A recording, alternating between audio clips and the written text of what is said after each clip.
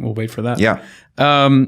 There was a point that Hamming brought about in his lecture that he said, he who works with the door open gets all kinds of interruptions, but he also occasionally gets clues as to what the world is and what might be important.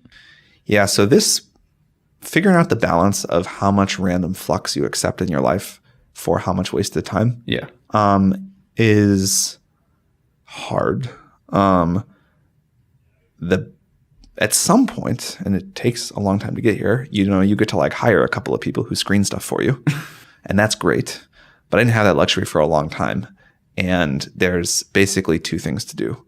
One is you take a lot of random meetings and you accept that 90% of the time you will waste your time and be frustrated with yourself for wasting your time for that one meeting that makes it all worth it net. Yeah. But the trade-off for that is you have to work so much because you got to do that in addition to your regular work. Yeah. Do you allocate a percentage for that? I used to. Again, I've got sort of good screening systems now. But I used to spend, I don't know, like 10, 15 hours per week in like random stuff.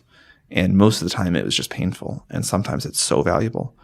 I think if you cut it off entirely, it's disastrous. Like if you don't have any like flow of like